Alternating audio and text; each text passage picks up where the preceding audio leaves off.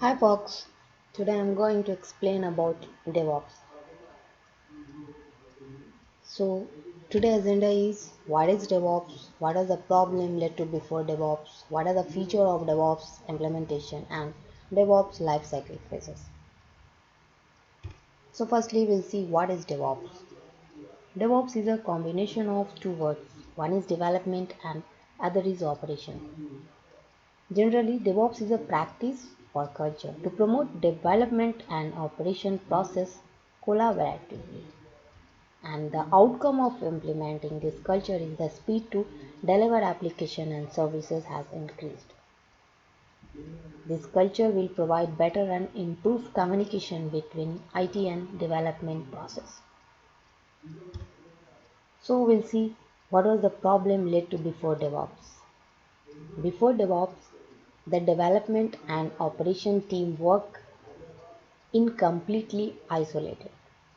Activities of testing, development, and operational team were isolated.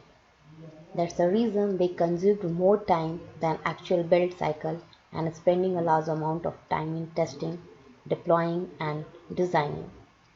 These manual tasks and activities leads to human error in production, and it is very difficult to manage. These are high level of overview about problems without using DevOps practice. Due to this reason, we will not be deliver product frequently. Everything we're doing through manual, so maintain of the product would be difficult.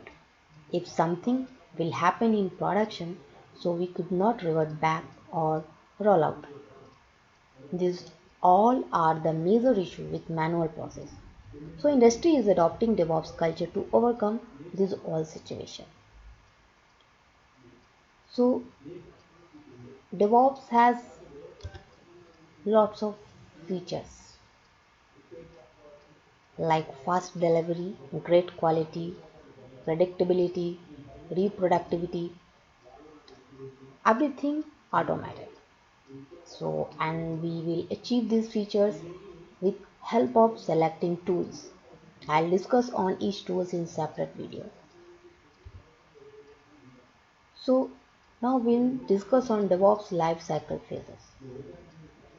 In this diagram, these are the phases of lifecycle. The developer plans and build the code for the application which undergoes testing.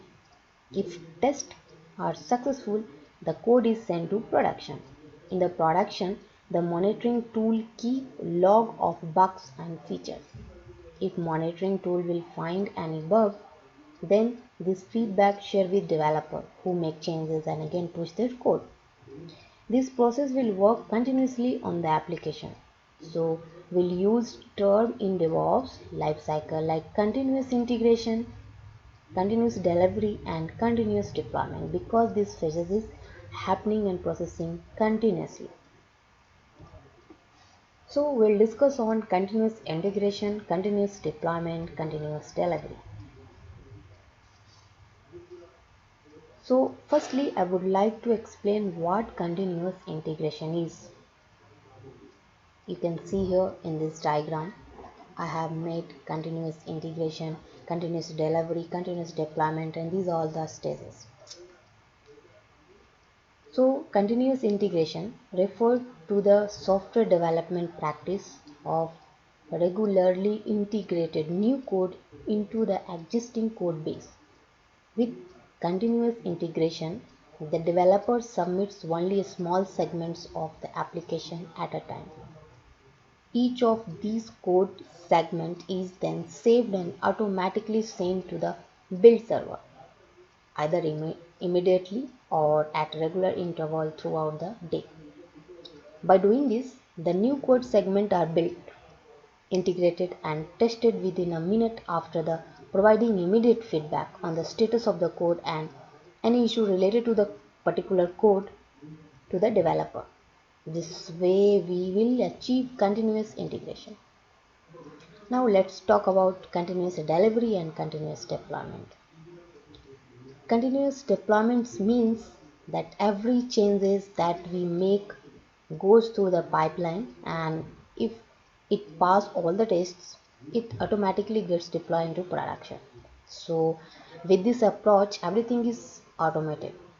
But continuous delivery means that you have the ability to deliver the product to production, but the actual deployment is a manual steps.